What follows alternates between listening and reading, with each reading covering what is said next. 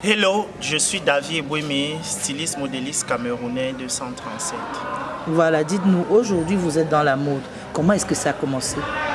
Bon, la mode pour moi a commencé très petit et j'ai fait des études en industrie d'habillement et j'ai fait 7 ans de mannequinat, d'où est parti mon déclic pour pouvoir créer, m'exprimer mieux dans le vestimentaire, savoir ce que le public attend, ce que les gens recherchent, essayer d'apporter ma touche personnelle dans la qualité du travail que je dois présenter à mes différents plateaux. Aujourd'hui, ça vous fait combien de collections en tout que vous avez déjà créées?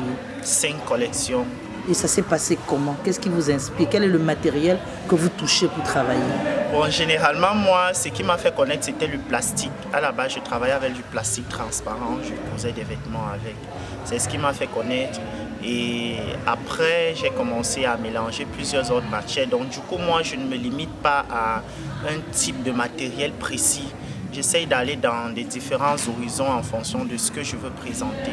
L'autre côté du miroir qui raconte l'histoire d'une personne qui se retrouve dans un univers où on ne l'attendait pas et qui arrive à faire des trucs que personne ne s'attendait. Ça veut dire qu'au début, ce n'était pas la mode qui était tracée pour vous?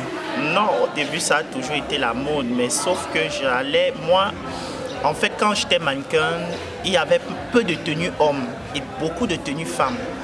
Et du coup, c'est parti pour moi d'essayer de mettre plus des hommes en valeur. Et en mettant des hommes en valeur, il faut aussi inclure la féminité dedans et mettre des filles dedans dans l'image de ce que tu veux donner. De mannequin à styliste aujourd'hui, est-ce que la transition a été facile? Bon, pour moi, très facile parce que j'ai décidé complètement arrêter ma carrière de mannequinat pour me consacrer à ma carrière de styliste. Ça a été facile parce que quand j'assistais dans des événements du monde, je voyais comment ça se passait. Dans les backstage, dans les défilés, les salles, le spectacle, tout ce que les gens, en fait, les spectateurs veulent ou bien sont venus pour voir. Sauf qu'à un moment donné, quand je regardais, je voyais que presque tout était pareil. Dans la conception de tenue, la manière de marcher, les modèles et tout. Donc du coup, pour moi, ça a été facile d'apporter une touche nouvelle et un peu différente de ce qu'on a l'habitude de voir. Quels ont été les obstacles pour vous dans le domaine de la mode ou du mannequinat? Quand vous êtes entré dans ce domaine, quels ont été les véritables blocus?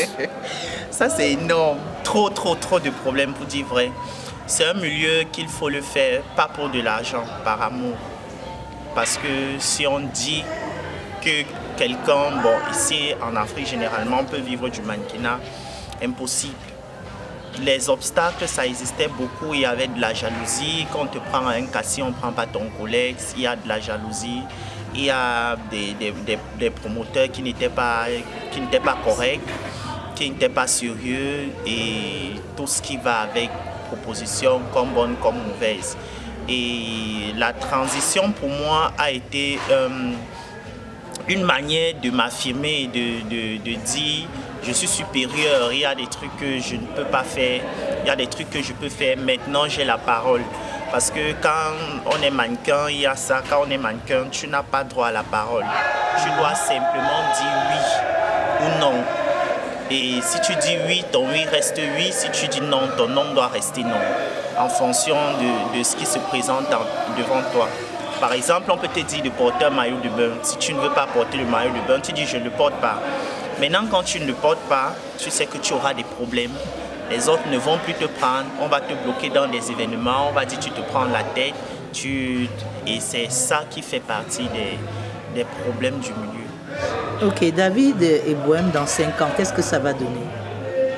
Dans 5 ans, je me vois un plus grand entrepreneur, avoir une grande boutique de vêtements, présenter mes collections, que ce soit ici ou à l'extérieur, aider beaucoup de gens dans le milieu, que ce soit des mannequins. En fait, offrir quelque chose que nous, on n'a pas pu nous donner quand on était mannequin. Voilà, aujourd'hui, un jeune va vous regarder, il va dire j'ai envie de faire comme vous. Quel est le conseil que vous leur donnez avant de se lancer dans ça? Le conseil que moi je peux donner à beaucoup de jeunes qu'aujourd'hui qui ne croient pas en eux, c'est de croire en soi. Il faut d'abord avoir la foi en tout ce que tu fais. Ne pas se dire que c'est parce que je ne viens pas d'une famille riche, je ne viens pas de tel que je ne peux pas aboutir. Tout se bat doucement, tout se fait doucement. Il faut aller doucement, ne pas envier les gens. Aller en fonction du rythme de sa vie.